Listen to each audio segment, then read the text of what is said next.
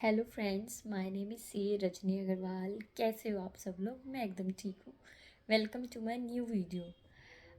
Video start करने से पहले अगर आप लोगों को मेरी वीडियो अच्छे लगे तो प्लीज़ कमेंट करके ज़रूर बताना। अगर आपको कुछ अच्छा लगता है तो भी बताना, कुछ ख़राब लगता है तो भी बताना, सो दैट मैं अपनी वीडियोज़ को और इम्प्रूव कर सकूँ। एंड मुझे भी मोटिवेशन चाहिए होती है वीडियोज़ बनाने के लिए, तो प्लीज़ कमेंट करना ज़रूर। याद से ज़रूर कमेंट करना, भूलना मत। एंड एक चीज़ मैं और आपको बताना चाहूँगी, जैसे मैंने अपना लास्ट लाइव सेशन करा था संडे को, तो अभी कमिंग संडे 26 मार्च को भी मैं लाइव सेशन करूँगी 9:30 to 10 PM। तो वहाँ पर भी आप लोग ज्वाइन करना, तो जो भी आपके डाउट होंगे हम लोग वहाँ पे डिस्कस करेंगे। तो चलो यहाँ से हम स्टार्ट करते हैं अपनी नई वीडियो।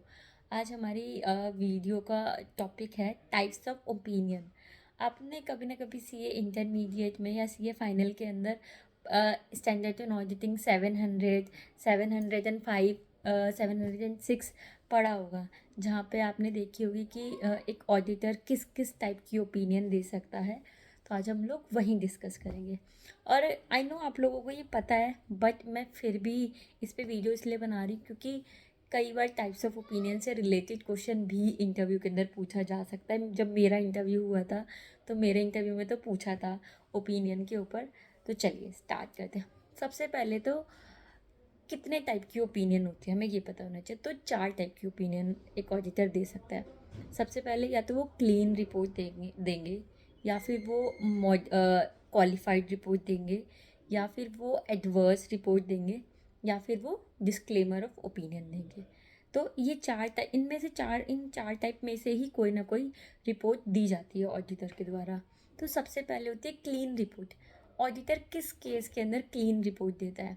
तो क्लीन रिपोर्ट तब दी जाती है जब जो मिस स्टेटमेंट है वो मटेरियल नहीं है और परवेसिव भी नहीं है। अब देखो यहाँ पे दो वर्ड आए, मटेरियल भी नहीं है और परवेसिव भी नहीं है।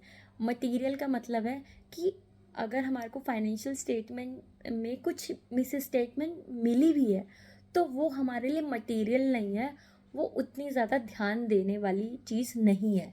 मतलब आप ऐसे सपोज़ कर सकते हो कि सपोज़ एक कंपनी का अगर टर्नओवर 100 करोड़ है और अगर वहाँ पे 5,000 रुपये की किसी चीज़ के अंदर कुछ गड़बड़ मिलती है, कुछ मिस स्टेटमेंट मिलते हैं, तो क्या वो उसके लिए मटेरियल होगी? नहीं। तो ये हो गया मिस स्टेटमेंट मटेरियल नहीं है, गलती बहुत ज़्यादा बड़ी नहीं है। और दूसरी चीज़ परवेसिव, कि जो वो गलती है वो फैली हुई भी नहीं है, सभी एरियाज़ में भी नहीं है। तो क्लीन रिपोर्ट तब दी जाती है when the financial statement are not materially misstated and the misstatement is not pervasive. No material misstatement and we have obtained sufficient and appropriate audit evidence. उसके बाद कौन सी ओपिनियन आती है? उसके बाद आती है क्वालिफाइड ओपिनियन। अब हमें ये पता करना है कि क्वालिफाइड ओपिनियन हम कब देते हैं। क्वालिफाइड ओपिनियन दो केसेस के अंदर दी जा सकती है। सबसे पहली चीज़, फाइनेंशियल स्टेटमेंट में जो मिस स्टेटमेंट है वो मटेरियल है, तो हम कौन सी रिपोर्ट देते हैं? तब हम क्वालिफाइड ओपिनियन देते हैं। दोबारा से मैं बोलती हूँ, फाइनेंशियल स्टेटमेंट के अंदर जो गलतियाँ पकड़ी गई हैं वो मटेरियल है, तो हम क्वालिफाइड ओपिनियन देंगे। दूसरा एक और केस होता है कि मटेरियल तो है बट वो परवेसिव नहीं है। मैं एक बार दोबारा से बोलती हूँ, जब फाइनेंशियल स्टेटमेंट के अंदर मटेरियल मिस स्टेटमेंट तो है बट वो परवेसिव नहीं है, मटेरियल बट नॉट परवेसिव। तो जब मटेरियल बट नॉट परवेसिव होगी तो हम देते हैं क्वालिफाइड ओपिनियन। और अगर मटेरियल भी है एंड परवेसिव भी है तो हम देते हैं एडवर्स ओपिनियन। देखो, मटेरियल मतलब गलतियाँ बहुत बड़ी है, परवेसिव मतलब गलतियाँ बैलेंस शीट और पीएनएल के सभी एरियाज़ के अंदर एग्जिस्ट करती है। अगर मटेरियल है लेकिन सब जगह पे नहीं है, किसी पर्टिकुलर एक एरिया के अंदर ही है, कि सपोज कंपनी को स्टॉक को वैल्यू करना था लोअर ऑफ कॉस्ट और market value which ever is lower, तो कंपनी ने ये चीज़ नहीं करी, सिर्फ इस एक एरिया के अंदर गलती है, तो यहाँ पर हम क्या करेंगे? क्वालिफाइड ओपिनियन देंगे, क्योंकि जो मिस स्टेटमेंट है वो मटेरियल तो है बट वो सिर्फ एक एरिया में है, वो सारे एरियाज़ में फैली भी नहीं है। और अगर ऐसा हो कि मिस स्टेटमेंट मटेरियल भी है, गलती बड़ी भी है, और गलती सिर्फ स्टॉक में ही नहीं और बाकी एरियाज़ के अंदर भी है, रेवेन्यू में भी है, डेटर्स में भी है, एक्सपेंसेस में भी है। तो हम क्या देंगे वहाँ पे, हम लोग एडवर्स ओपिनियन देंगे। और सपोज मिस स्टेटमेंट तो है लेकिन वो मटेरियल भी नहीं है और परवेसिव भी नहीं है, तो हम कौन सी रिपोर्ट देंगे, तो हम क्लीन रिपोर्ट देंगे। तो अभी हमने ये तीन तो देख लिया, क्लीन रिपोर्ट, क्वालिफाइड रिपोर्ट, और हमने देख लिया एक एडवर्स रिपोर्ट। इसके अलावा एक आती है डिस्क्लेमर ऑफ ओपिनियन। देखो डिस्क्लेमर ऑफ ओपिनियन में भी ना हम कब देते हैं क्वालिफाइड और एडवर्स। देखो डिस्क्लेमर ऑफ ओपिनियन का मतलब होता है कि हम लोग अनेबल है to obtain sufficient and appropriate audit evidence. अब सपोज करो कि आप सिर्फ कोई एक ही एरिया ऐसा है जिसके लिए ना आप एविडेंस ऑब्टेंड नहीं कर सके अच्छे तरीके से, तो हम एडवर्स ओपिनियन नहीं देंगे, वहाँ पे हम देंगे क्वालिफाइड ओपिनियन कि हम इस पर्टिकुलर एक एरिया के रिगार्डिंग डॉक्यूमेंट अच्छे तरीके से नहीं गैदर कर सके कि हम उस पर अच्छे तरीके से ओपिनियन दे सके कि वो ट्रू एंड फेयर व्यू है या नहीं। बट अगर सपोज करो जो unable to obtain sufficient and appropriate audit evidence वो हम कहीं पर भी नहीं ले सके, किसी भी एरिया के लिए नहीं ले गए, वहाँ पर हमारी जाती है adverse opinion, disclaimer of opinion.